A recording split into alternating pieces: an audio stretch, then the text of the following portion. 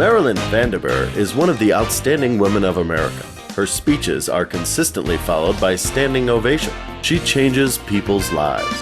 While a student at the University of Colorado, she was elected Miss America.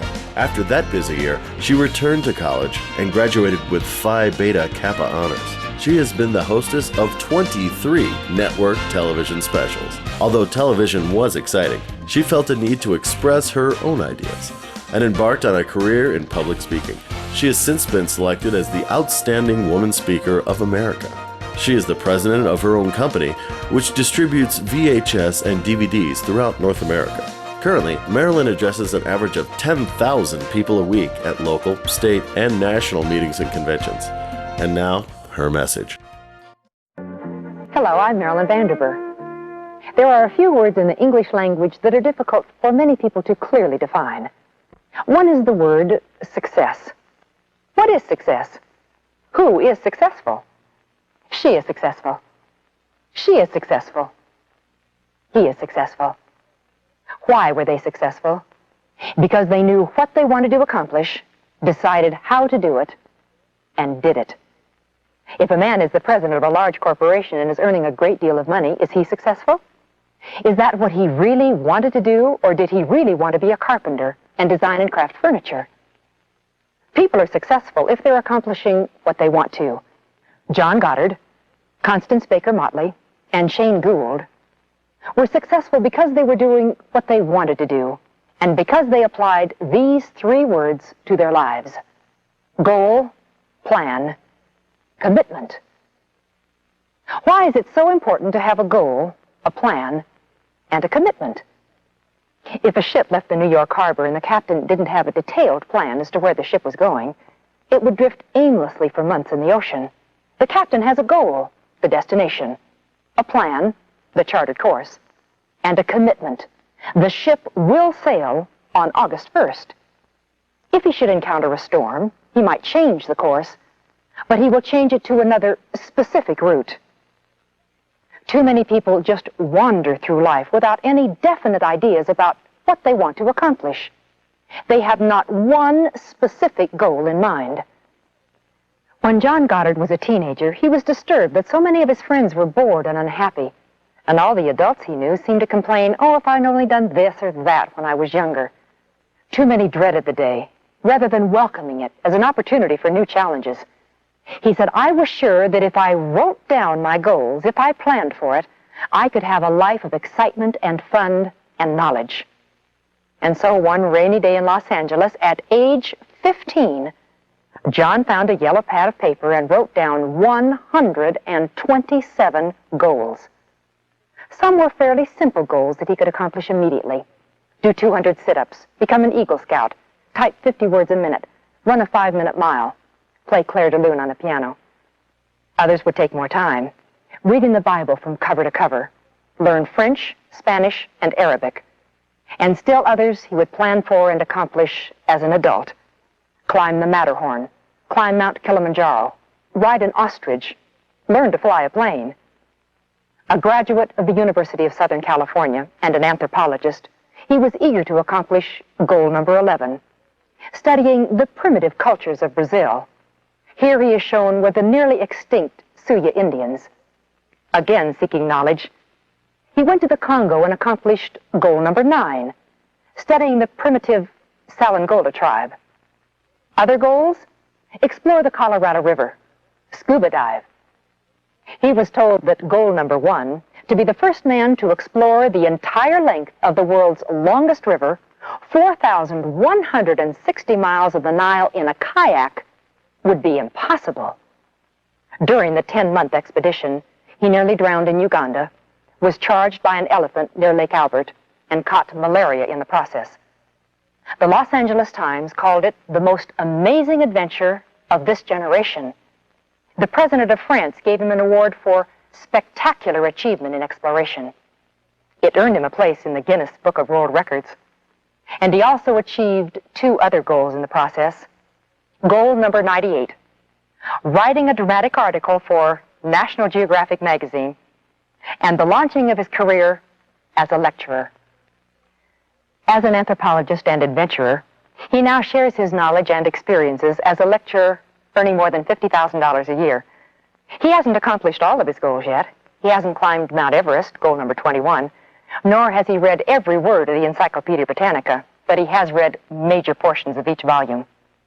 Goal number 93, appearing in a Tarzan movie, he now considers a silly boyhood dream. And he won't know if he's accomplished his last goal, goal number 127, of seeing the 21st century until he's 75 years old. But he continues working on his list. His next goals are learning to play polo and visiting Easter Island. At age 15, he made a decision that his life would be interesting and full of adventure and learning. And then he wrote down what this meant to him. He's not been bored. He has never turned to drugs or liquor to get highs. He's gotten high on life. At age 52, he has accomplished 106 of his 127 goals. Have you written down even one goal? Or do you return home from work or school each day wondering why life isn't more rewarding and exciting, and then sit back to watch another evening of television? It takes work, planning, and discipline to have a life of fulfillment. It takes having specific goals and specific plans. When Constance Motley was 15, she was turned away from a public beach because she was black. Her reaction was interesting. She didn't plan how she would destroy the beach or the people. She did decide that day what her goal would be: to change the rules at that beach and all other beaches, to fight for the rights of all people. She would be an attorney. But her parents didn't have the money to finance her education. 2 years after graduation from high school, she made a speech at a local meeting urging that blacks be given greater responsibilities. A businessman in the audience was so impressed with her and her remarks and convictions, he offered to finance her education. After graduation, she became the only woman attorney working for the NAACP Legal Defense Fund. And by the late 1960s, she had become the best-known and most widely admired black civil rights attorney in America. She won 35 of the 38 civil rights cases she argued before the United States Supreme Court. And in 1962, when James Meredith tried to enroll at the University of Mississippi, there was rioting. Federal troops were required. No black had ever been admitted to the University of Mississippi. She became his attorney and played a major role in helping to change forever the rules at colleges and universities. The caption of a major article states, "Top woman civil rights lawyer, securing rights for millions." She is one of the world's most influential lawyers. In 1966, President Johnson appointed her to the United States District Court, making her the nation's first black woman federal judge. Shane Gould is a superb example of how once the goal has been stated, one needs a detailed plan to follow. She has been called the greatest swimmer Australia has ever produced. By age 15, she had won every world's freestyle swimming record for women. She got up at 4:15 every morning, not just the morning she felt like it. And when she hit the water at 5:15, she could tell you exactly how many laps she was going to swim, freestyle, backstroke, breaststroke. She didn't just get in and swim around until she thought she'd had a pretty good workout. For example, she would swim 800 meters freestyle for a warm-up. That would be approximately the same as swimming the length of 8 football fields without stopping. Then backstroke, more freestyle, the medley, breaststroke, butterfly. She swam that imaginary football field approximately 60 times each morning between 5:15 and 7. She swam 352 laps. She would be back in the pool after school at 4 and swim until 6 with an even more strenuous workout. She could tell you when she was going to study. 15 minutes here, 10 minutes here, 30 minutes here. Every minute of every single day was accounted for. It was an extreme plan, but she had an extreme goal. She wanted to be the best in the world. And she was. Because she had a goal, a detailed plan, and a commitment. Dr. Robin Cook is an eye surgeon, but one day he decided to write a best-selling mystery. Never having written a mystery before, he knew he would need a very specific plan. He decided to read 200 mysteries, writing down on index cards the different plots and how they were developed. Every time the story would be exciting, he would stop and analyze what the author had written to cause his pulse to increase. He analyzed and then made notations while reading each book, what information the author had given and what information had been withheld as the mystery unfolded. His first mystery, Coma, became a bestseller. His goal, to write a mystery. His plan, to learn how, by laboriously studying and analyzing 200 mysteries. His commitment, to complete his first mystery within a specific time. Commitment. The word has a certain ring to it, doesn't it? It means not someday or if.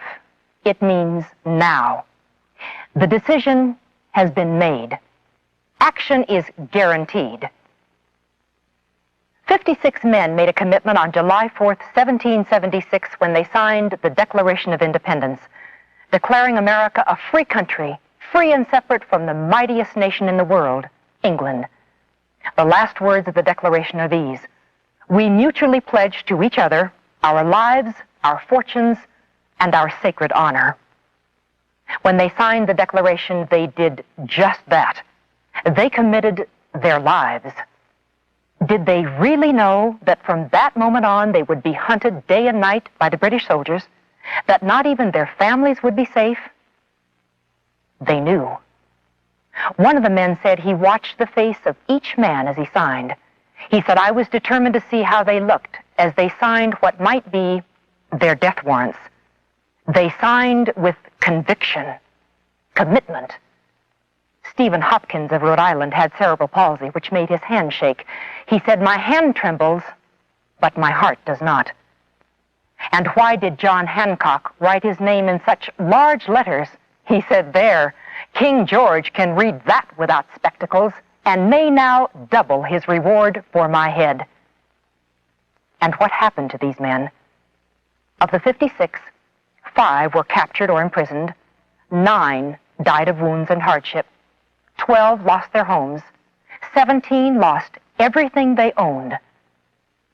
When the British burned one man's home, they took his wife prisoner. For several months she was treated cruelly.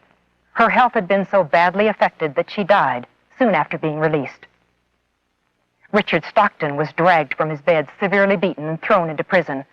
When he finally returned home, he found his horses stolen and everything he owned burned to the ground.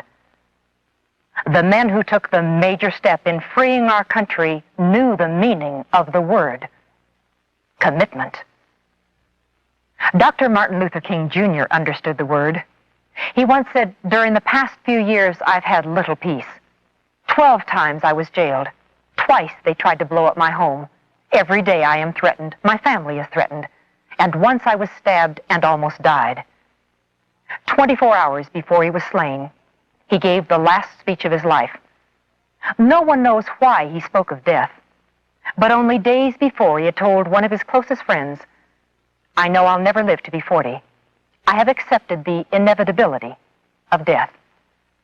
He said, "I won't have money to leave behind. I won't have the fine and luxurious things of life to leave behind. I just want to leave a committed life behind."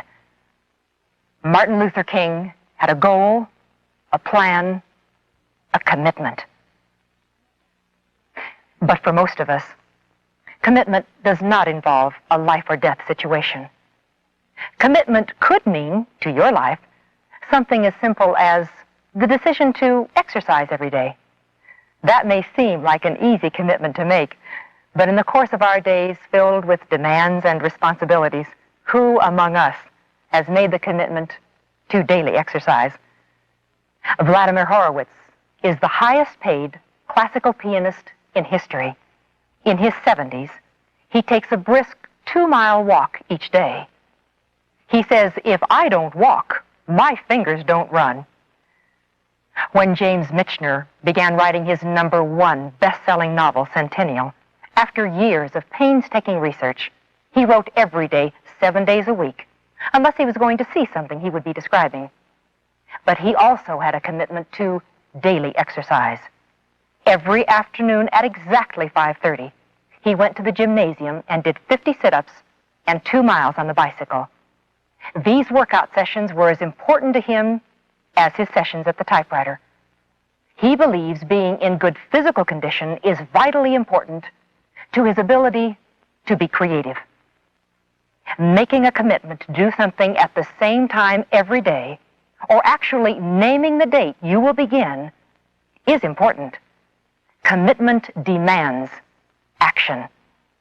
Certain time periods must be set aside for exercise, for study, or any important project. I find from 5 to 7 in the mornings to be the only time I can definitely count on every single weekday. This is the time that I use for research and writing. Irma Bombeck is America's most successful female humorist. She is a nationally syndicated columnist, does television segments, and writes books. She once wrote, "I will try anything to avoid the typewriter. I make necklaces out of paper clips. I alphabetize my bills. I make out my Christmas card list in July. I even clean my oven. That's the last straw, but I've been known to do it." Her comments are humorous. But the fact is that she is seated at her typewriter every morning at 7:30. Not 7:45 or 7:32, but 7:30. She says, "I go into that room and stare at a blank sheet of paper, and I think, oh, suppose I can't pull it off this time. I die a lot.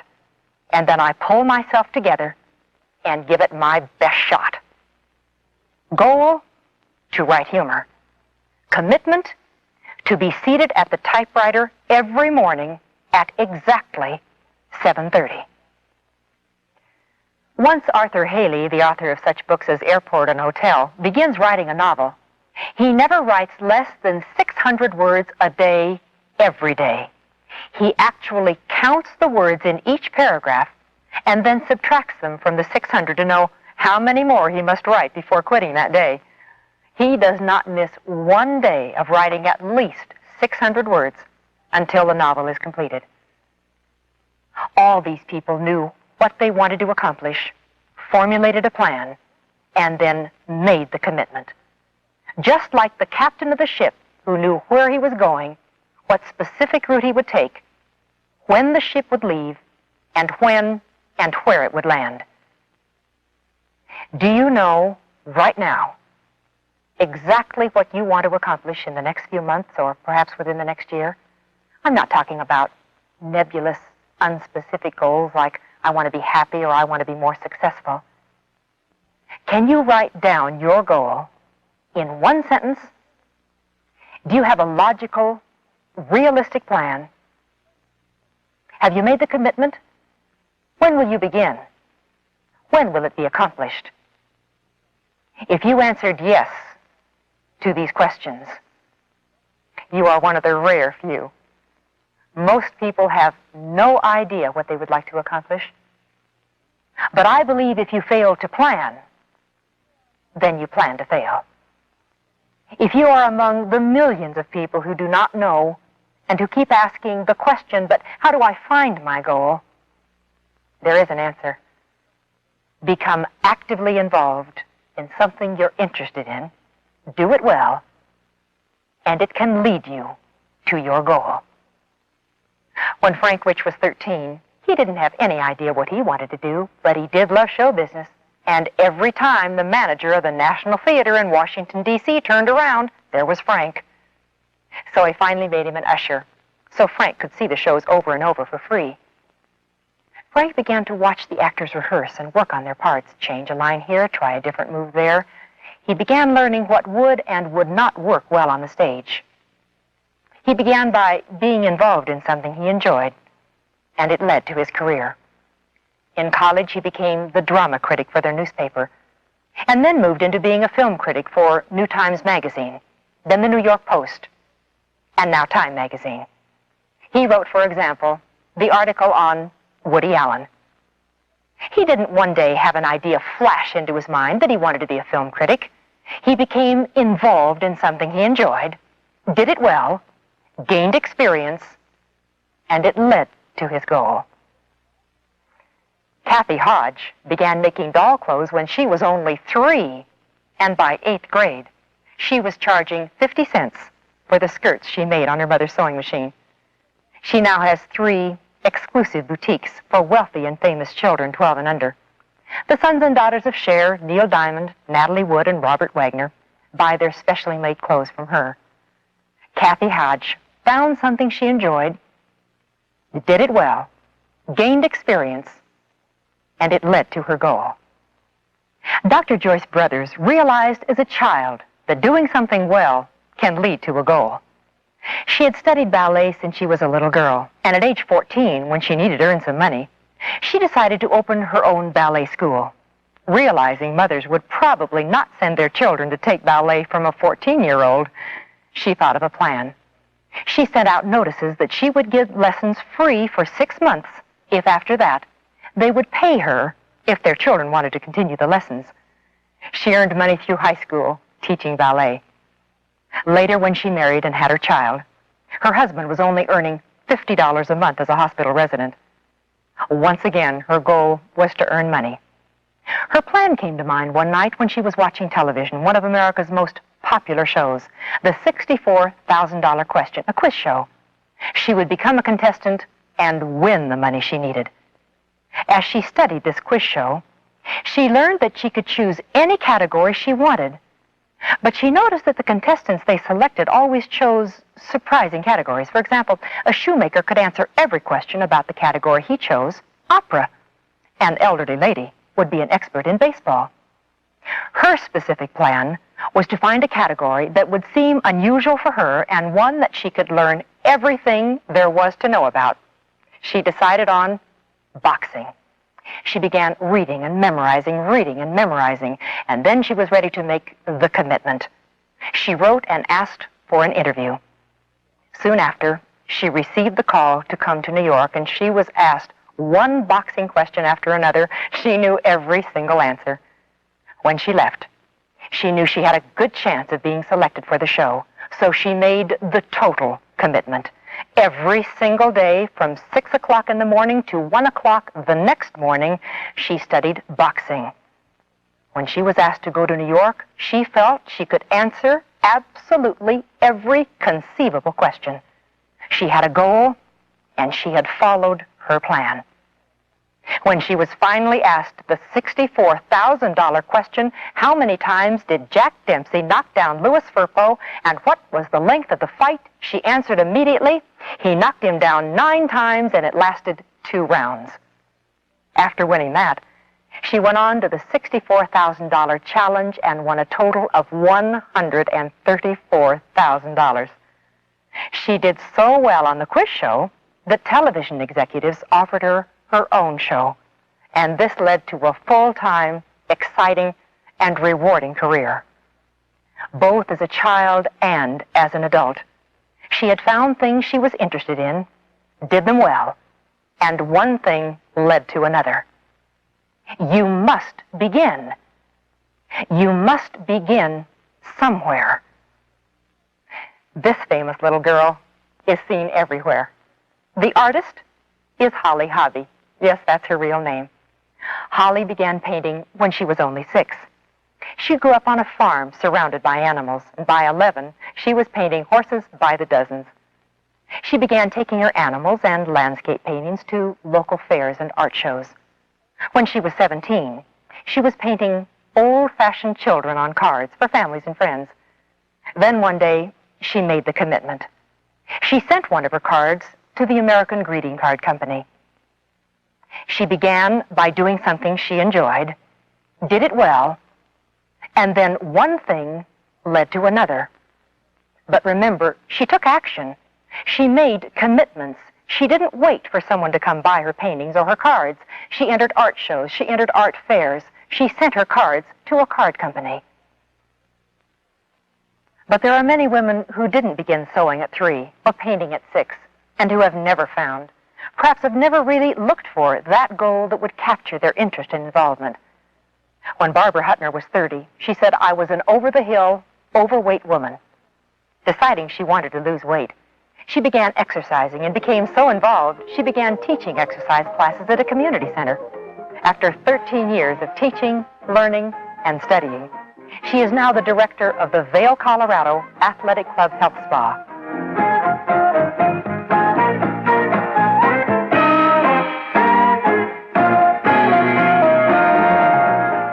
You can't find your goal, become involved in something, and it can lead you to your goal.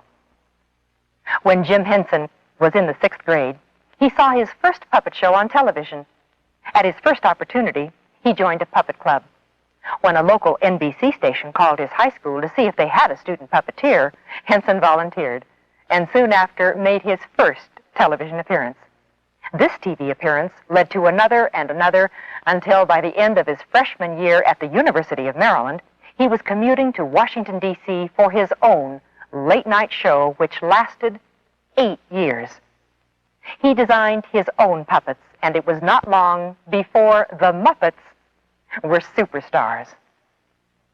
Jim was paid $5 a show when he commuted from the University of Maryland to Washington, D.C., $5 a show.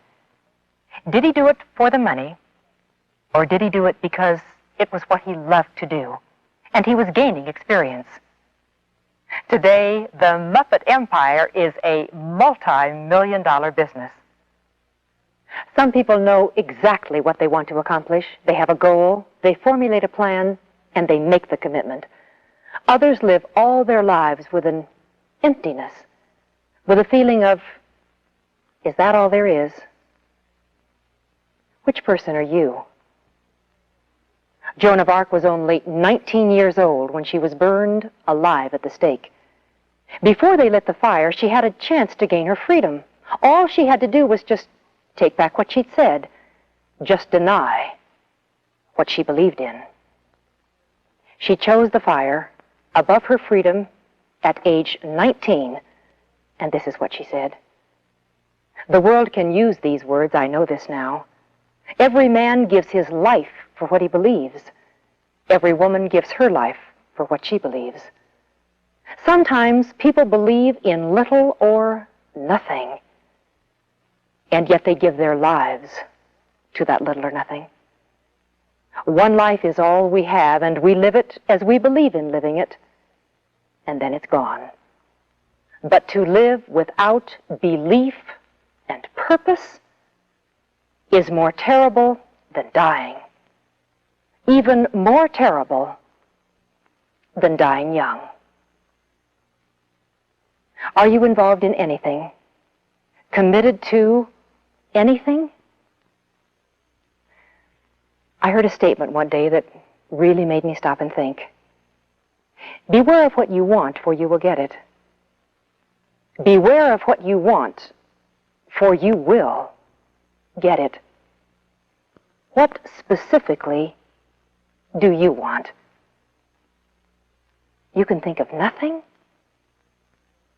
Beware, for that may be exactly what you will get.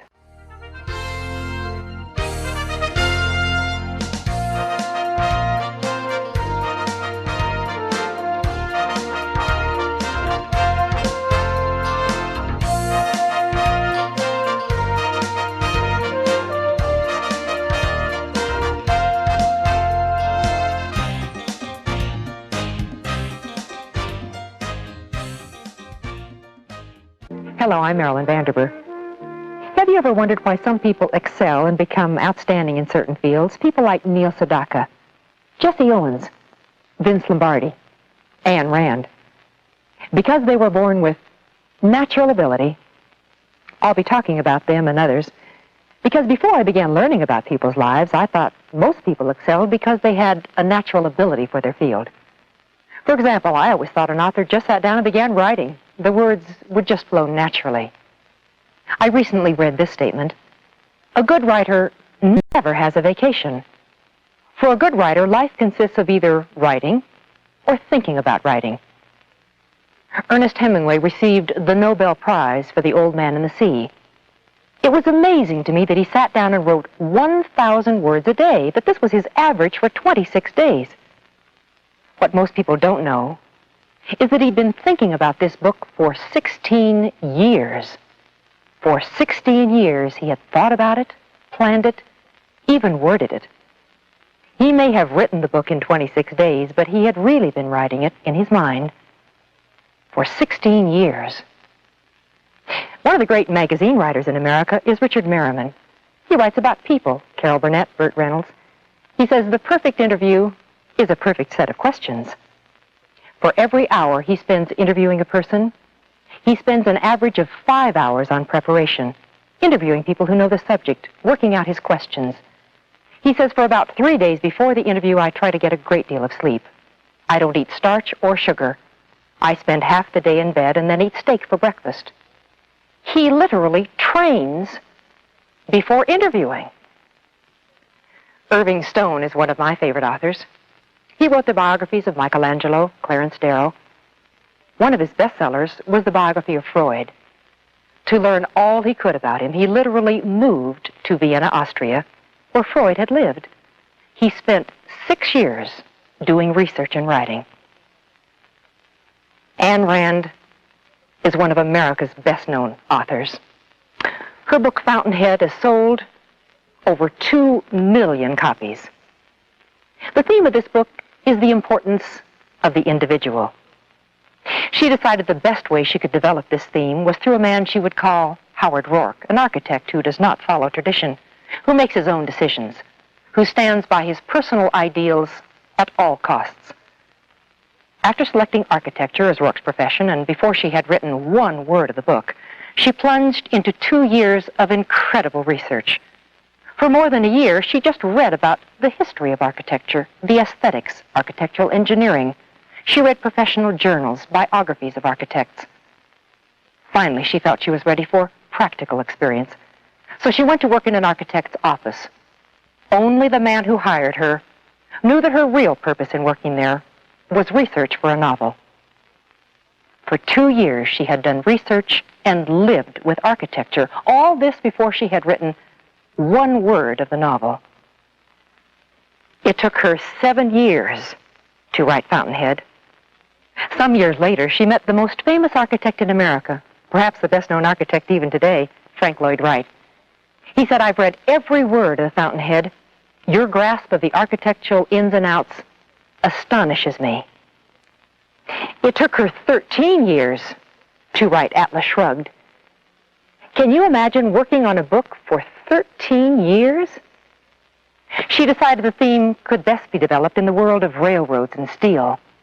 If she were going to write about men working in these settings, she must know all she could. So she studied the problems and the history of heavy industry. She interviewed railroad and steel executives. She even went to Wyoming and drove along the exact route, starting in Cheyenne, where she planned the railroad in her novel would run. 7 years to write Fountainhead. 13 years to write Atlas Shrugged. Does that mean she would write for a few hours a day, a couple of days a week? Let me quote. She drove herself at a ruthless schedule. She worked 7 days a week for as many hours each day as she was able to write. It was not unusual for her to eat dinner at midnight. There was one period of especially intense work when she did not step out of her apartment for 33 days. Were her illustrations and descriptions born from natural ability? Michelangelo. At age 23, he sculpted the Pietà, one of the greatest artworks of all time, when he was only 23. How is it possible to explain how he could do this? How much schooling and education and practicing and sculpting can one do by age 23? Let me give you just one example from the book, The Agony and the Ecstasy. In his early years, little was known about the anatomy of the human body. How could he become the sculptor he planned to be if he didn't know the workings of every part of the human body, bone, blood, brain, muscle, tendon, skin. A sculptor could not portray tension, conflict, strain, unless he saw every fiber at work that was shaping the power and the drive. He must learn anatomy. But how? Become a surgeon? That would take years.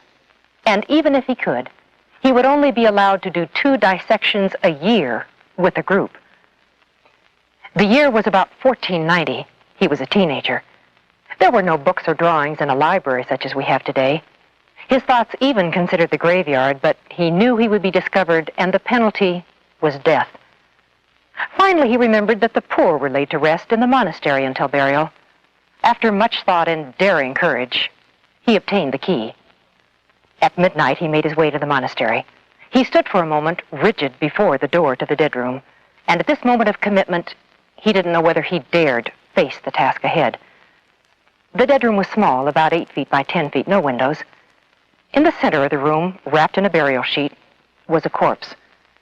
It was the first time he'd been alone in a room with death, let alone locked in and on a sacrilegious errand, and he was more frightened than he'd ever been in his life. Read the details if you like. To some, the details might seem gory, as every night at midnight, night after night, he went to the dead room with one small candle to dissect a human body. To me, it's a fascinating story of a teenage boy who was willing to face death, to work all night long in fear in a small room with an odor he would smell for days, to learn about the muscles, the organs, the fibers, to learn all he could about the human body he would sculpture and paint. At age 23, he sculpted one of the great works of all time. He once said, "If people knew how hard I work to get my mastery, it wouldn't seem so wonderful after all." How many people have to watch their weight? How many look at others and envy them because they are naturally thin, because they don't have to watch their weight? Sammy Davis Jr., naturally thin? In his book, Yes, I Can, he said, "I don't diet, but I don't stuff myself either. I love desserts as much as the next guy, but I never eat them. And if I have potatoes one night, I won't have them again for 2 months. I eat until I'm not hungry anymore. And if there's still food on my plate, I leave it. And if I have ham and eggs, I don't follow them with coffee cake and a jelly donut."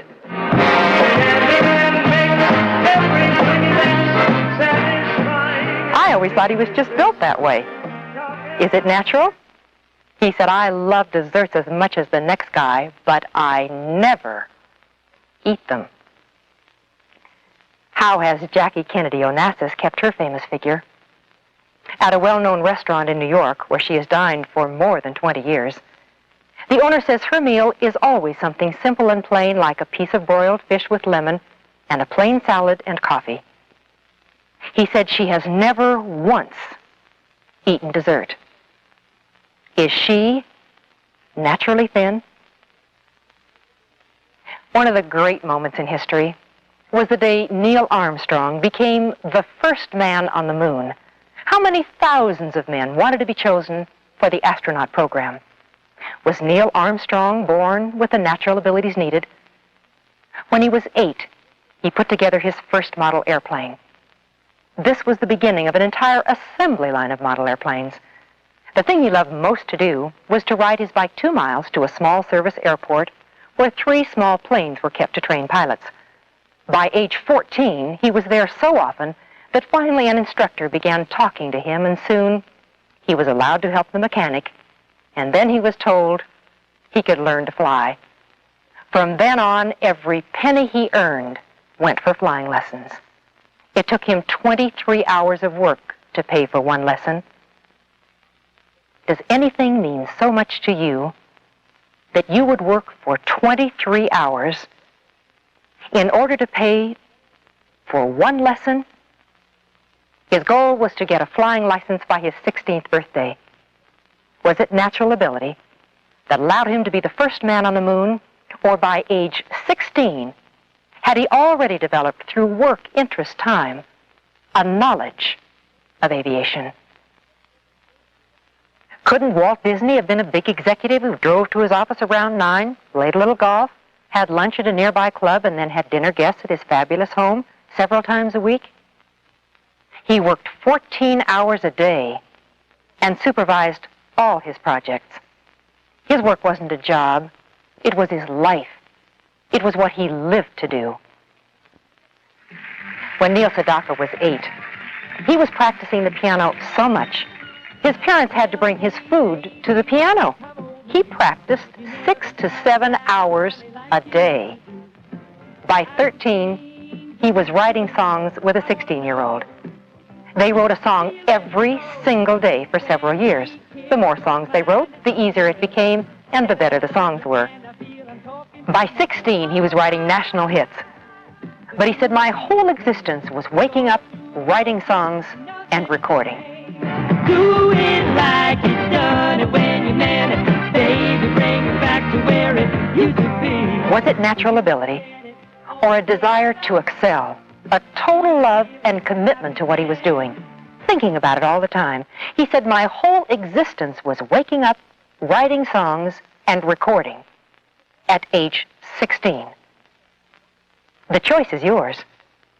You may not want to be a Neil Sedaka or an Ayn Rand or a Neil Armstrong. No one is suggesting that you work 12 hours a day every day or 16 hours a day every day. You must decide what is right for your life, what your priorities will be. But as you think about these people who have excelled, remember that what they had in common was not natural ability, nearly as much as their total dedication to excellence. They worked hours, months, years to achieve what was important to them. Unless you are willing to make this commitment, it is unfair to continue with the myth that they excelled because they were born with natural ability. When Jim Ryan was in high school, he said he would break the 4-minute mile. No high school student had ever done it before. In 9th grade, he couldn't even make the track team. The junior high coach said he would never be a runner. The next year in high school, he came in second in his first mile and won every high school mile he was in after that. Jim Ryan knew if he could break the 4-minute mile, it would be because he improved a lap at a time. As a sophomore in high school, he staggered out of bed at 4:30 in the morning, delivered a paper route, and ran 6 miles before breakfast. Then he ran another 6 miles after school. When he was 14 and 15, no matter what the weather was, he ran every day through ice and blizzards and 100-degree heat. He was the first high school student to ever break the 4-minute mile. Was it natural ability? Or running 12 miles a day, every day? I remember watching Peggy Fleming skating at the Olympics. What a natural style she had as she skated away with the gold medal. She had worked for 10 years for that medal. From age 9 to age 19, she had practiced 11 months a year, 6 days a week, 5 hours a day, in addition to a full school load. What about Jesse Owens, who competed in the Olympics in Germany in 1936? Hitler was in power. I wonder how he felt the day he began the competition with Hitler in the stands, knowing he had repeatedly told his people that Germans were superior, blacks were inferior. He won 4 gold medals in track and field. Hitler may never have congratulated him, but he was a hero to the world. He was cheered everywhere he went, through Europe, America. He made speeches. There were parades honoring him. An Olympic champion. A natural athlete. As a little boy, he lived in Oakville, Alabama. He was the only son who couldn't help because he was so sickly that every winter he came down with pneumonia. Several winters he almost died. He said the coach of his school asked him to go out for track in 5th grade, not because he saw a potential track champion, but because he was so frail. After several months, his legs still looked like pieces of straw. It was because he was weak and thin that he began to run to build his body. He began to work harder and run more than the boy down the street, who was born with a natural running ability. And he won 4 gold medals. Wilma Rudolph, 17th child in a family of 19 children. She was stricken as a young child with double pneumonia, scarlet fever, and polio, which paralyzed her legs. After years of medical treatment at a hospital, long hours of daily massaging her weak legs, at the age of 8, she began to walk with a leg brace. At 13, she was running like other girls her age. She became the first American woman to win 3 gold medals at the Olympic Games. She came home acclaimed as the world's greatest runner, a girl who couldn't walk until she was 8. Was she born to be an Olympic champion? Wilma recently said, without the brace, I would have been a different person altogether. I probably would never have done sports at all. It was because I was different that I wanted to excel. I wanted to be noticed. The interesting thing is that many people excel, not because they have a natural ability, but because they either have a physical handicap or because they feel different, not accepted, lonely. Who among us has not at one time or another felt alone? But with some, the loneliness was so deep and so lasting, it was what caused them to excel. Robin Williams was the only child of a Detroit automobile executive and grew up in a 30-room mansion. Other children avoided him, and he felt different. He said, I was lonely as a kid. Being funny and making others laugh was my way of making friends, of trying to get them to like me. Was his humor born out of natural ability or developed since childhood to get attention and affection? Others excel because they love what they do so much. They think about it all the time. They concentrate so much harder than the average person. All their thoughts and energies are focused on this one endeavor. It was certainly true of Vince Lombardi, perhaps the greatest football coach of all time. He concentrated. One day his wife drove him and a friend to practice. The friend sat on the front seat between them. Vince didn't say one word during the ride. He was so intent thinking about football. When he reached the stadium, he opened the car door, turned, and said, "Thanks, honey," and kissed the man sitting next to him. Another time, after a practice session, he showered and put on his socks and his shorts, shoes, his jacket, and his overcoat, and started to walk out of the stadium. The man at the gate stopped him. "Excuse me, Mr. Lombardi, but I think you should go back and put your pants on." He was so involved in football. He concentrated so hard and was so intense about the game that he could become oblivious to everything else. When Jimmy Carter was campaigning for the 1976 presidency, he didn't rely on natural ability when preparing a speech. He knew the value of working on one speech, one phrase, until it was exactly the way he wanted it to be. And then he would say it over and over and over. James Wooten wrote, "He rarely changed an expression once it seemed to be effective. Each noun, each verb was carefully selected over weeks of preparation. Then he tested it here and he tested it there.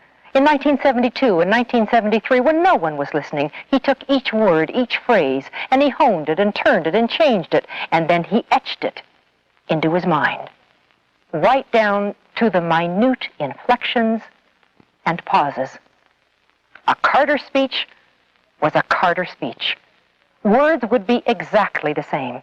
In the snows of New England, the cornfields of Iowa, the core of Harlem, or the sunshine of Florida. Once after a crowded press conference, a reporter complained that his answer had not been clear. Irritated, Carter asked if he wished him to repeat the answer. And when the reporter nodded, he did. Word for word, comma for comma, gesture for gesture. For the past 16 years, addressing conventions and meetings has been my profession. And I've listened to other speakers, the best in America, the most exciting and dynamic speakers. I've heard them in various cities and in different years. And what may seem like an ad-lib comment or a new thought to an audience in Cleveland is the same one I've heard the speaker give in Dallas or Los Angeles. who was not stirred by Jesse Jackson's speeches. And thus, with this tremendous power, the media has the responsibility to help inform us. He inspired thousands of students in assemblies from Maine to California. If you heard him in Chicago, and then a month later in Atlanta, you heard the same phrases, the same ideas. He polished his presentations and gave them over and over and over until they were flawless. All speakers do. When I first began speaking, I expected the best MCs to be in our large cities. But I quickly learned that the size of the city has nothing to do with the excellence of people's abilities. One of the finest MCs I've ever heard was in charge of welcoming, introducing, and thanking people at the Chamber of Commerce banquet in Hereford, Texas. I was the banquet speaker. There were 2,000 people in the auditorium. He never referred to a note, and yet whatever the situation, he had just the right story to bring the house down with laughter. Such a talent, I thought, that at a reception in his home after the banquet, I noticed bookcases in almost every room, one shelf after another, with titles like How to Tell a Funny Story and This Year's Funniest One-Liners. He later told me that his hobby is to read and study speaking and humor. For years, every single day, instead of reading a mystery or watching television, he has been reading hundreds, thousands of funny stories, humorous examples. And he would underline, circle, or check those he liked best, and reread them often. At the banquet, when an unexpected situation arose, he could ad-lib the perfect one-liner. It may have been unplanned for that evening, but it was one of hundreds of stories and examples that he had tucked away in his mind, a reservoir of material that he could draw from. Cavett Robert is a dear friend of mine and one of the outstanding speakers in America today. He addresses an average of 8 conventions every week. Let me quote from a letter that he wrote to me. Last night I spoke in Dallas. This is the 3rd time in 60 days I've followed Paul Harvey. I sincerely believe he is the best speaker in America. I want very much to be the best. I hope that's not conceit. I've completely rewritten and revised my entire talk that I usually give. It's so far better than anything I've ever given. I rehearse it hours each day and night. After perhaps 1,000 more rehearsals, I hope I'll be comfortable enough to change to it. If I can ever truly master it, I will be among the best. Impatience is hard to take. I was in the audience when he later received the Outstanding Speaker of the Year award, and as he gave his dynamic acceptance talk, I wondered how many were looking at him, wishing they had his natural ability. Maybe you haven't had any real setbacks in life yet. Maybe you've been a leader or a natural athlete. You make friends easily. You're very attractive. You're always asked or chosen, invited to all the parties, and win the elections. Perhaps you're the ones I'm most concerned about. For example, in my experience in watching and participating in literally hundreds of pageants, I found that the prettiest girl never wins. She has always been appreciated and accepted for her natural beauty, and too often she's never had to develop her skills and her confidence. The girl who steps on the stage, who has worked hard, who has developed a strong person within, who has a confident walk because she has something to contribute, this girl is usually the winner. I remember particularly one year when I emceed the Miss North Carolina pageant. There were 60 girls who had won local pageants and who were competing for Miss North Carolina. When I arrived on Wednesday and met them, I saw one of the most beautiful girls I'd ever seen. There was no question in my mind that she would be the winner. The girls competed on Wednesday and Thursday and Friday nights, and by Saturday, the girl had completely faded into the background. She wasn't even one of the final 10. Other girls who weren't as pretty, but who had this vitality, confidence, the developed skills, these were the girls who were in the final 10. Jean Anderson wrote an interesting article in which she said, "When I was in college, my journalism professor said, 'You won't believe me, but it isn't necessarily the most talented of you who will make it over the long haul. She said we didn't believe him. Of course the most talented of us would make it. Well, it's been 20 years since he said that, and he was right. The most talented, or at least the class superstars, whom we considered to be the most talented, didn't make it. Why? A difficult question. Dr. Stella Chase, a professor of child psychiatry, suggested that some do so well without making any effort that they never learn how to make an effort. And those who have less talent can surpass them by hard work. She didn't say that all of you who have natural ability will not do well. She did say that if you have natural ability, you must discipline yourself to work hard. Or those who do not have the same ability, but who are working hard, will in time surpass you. Let me quote the exact words of Bob Pettit on this subject. Bob Pettit was a professional basketball player, a superstar. He scored more points than any other player in the history of basketball. He said, the greatest thing that ever happened to me is that when I first picked up a basketball, I was terrible. If things come naturally, you may not bother to work at improving them.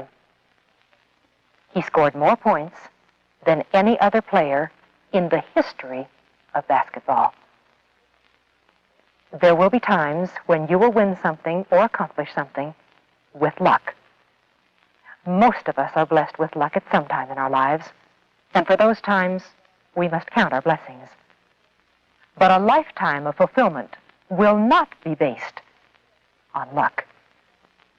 Some of you are doing so well, so easily right now, that you're not as fortunate in some ways as the ones who are struggling, who are learning that lasting achievement comes from total dedication and work, and not from natural ability. Having natural ability can be a blessing, and it can be a real handicap. It could be the greatest handicap you could possibly have.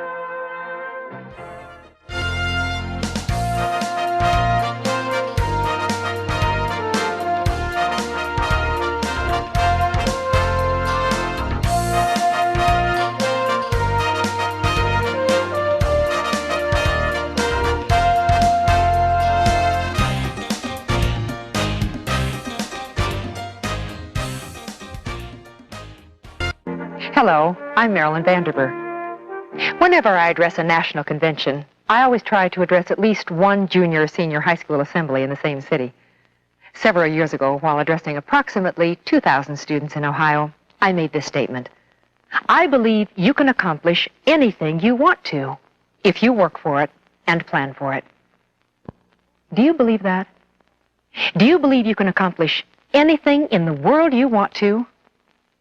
I do. After the assembly, a boy came backstage and said, I wanted to be president of the student council. I worked for it and planned for it, but I did not win.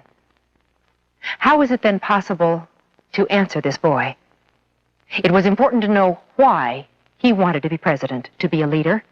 As a sign of popularity, did he want to change school policy? He could still accomplish what he wanted to, perhaps not in the way he had originally planned it as president of the student council. I told him of a woman who, when she was in high school, had a dream of having a big family, not just 1 or 2 children, lots of children. Today, she is 73. She's never married. We would say she did not accomplish her goal of having many children. But would this be true? Let's look at her life now. When my sister discovered that her second child was totally deaf, she and her husband had to make one of the biggest decisions of their lives. Where to take Kim so that she could learn to read lips and talk, so that in time she would be able to go to a regular high school and live a full life. They finally decided on a school very close to their home, where 2 sisters were teaching 24 deaf children. My niece Kim lived at the school from the time she was 2 until she went away to college. She's now 23, and recently married. But as a child, although she went home on some weekends and always during the summer, she lived at the school with the other children who became as sisters and brothers to her. My sister would be the first one to tell you that Kim really has 3 mothers. This woman's dream did come true. She has had more than 25 children whom she has fed, laughed with, cried with, taught. Her dream of having many children did come true, but not in the way she had originally thought about it. Sachi Kuchiki of Japan had a goal, a dream. He wanted to make sports his life, and he was a rising star in baseball in the Japanese major leagues. He was a catcher. During the game, a base runner crashed into him and fractured his shoulder, permanently injuring his throwing arm. His sports world had been shattered. One day he watched an Olympic ice skater. He fell in love with skating. He'd never skated before. He had no money for lessons, and there were very few places to skate in Japan. So he managed to obtain movies of top skaters, and he began teaching himself to skate just by studying the films. He became Japan's national skating champion, and then a star of the ice capades.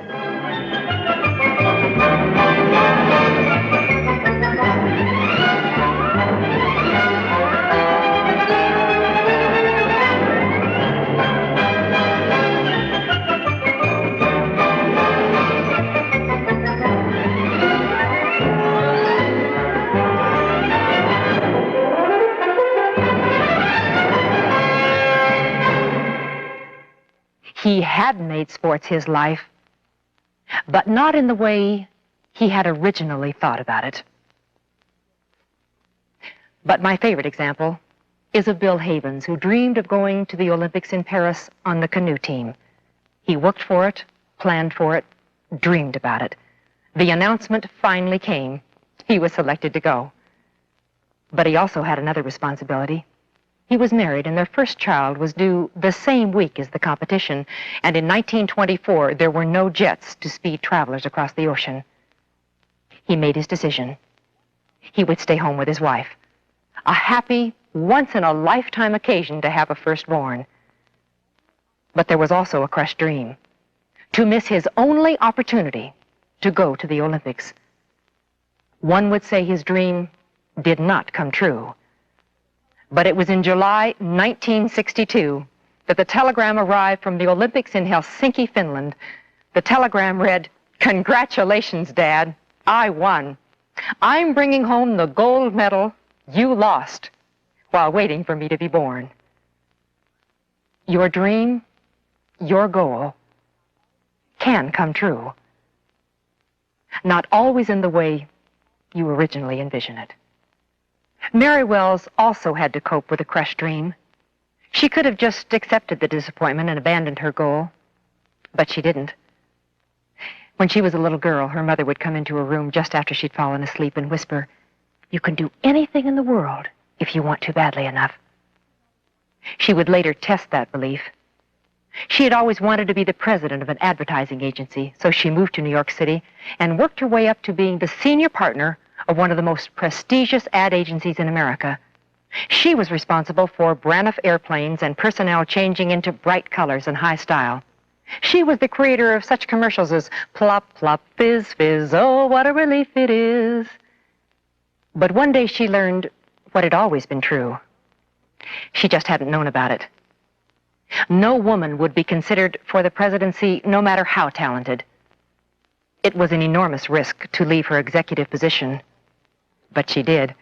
She became the president of her own New York agency, which now bills close to $500 million, with such accounts as National Geographic, Procter & Gamble, J.C. Penney. Mary Wells Lawrence later married the chairman of the board of Braniff. They have 5 children. And what do you think she whispers into their ears just after they've fallen asleep? One night last week, I went in to check our 8-year-old daughter, Jennifer, after she had just fallen asleep, and I just couldn't resist trying it. You can do anything in the world if you want to badly enough. You can do anything in the world if you want to badly enough. Thinking 3 times might be just right, I said once more, You can do anything in the world if you want to badly enough. And she sleepily opened her eyes and said, "Okay, Mom." And sometimes your dreams can come true because times change, situations change, opportunities change. In April 1979, Sherry Lansing was quoted in Life magazine as saying, "No woman will be the president of a major movie studio in my working lifetime." But that belief didn't keep her from working and preparing as executive story editor, vice president of creativity at MGM, senior vice president of production at Columbia, being responsible for Kramer versus Kramer and the China Syndrome. Less than 1 year after her prediction, at age 35, Sherry Lansing was named the president of 20th Century Fox, the first woman ever to be the president of a major movie studio. Those who selected her said the explanation was simple. The key issues were talent and ability, and she has both. She worked, prepared, and her dream did come true. But too many times, other people want to choose our goals for us. They think we should go to graduate school or stay in our present job when we would like to change. Too many well-meaning family members and friends try to decide our most personal decisions, our goals. Seeking advice, listening to others, carefully weighing opinions is important. But you and you alone are the one who should decide who you want to be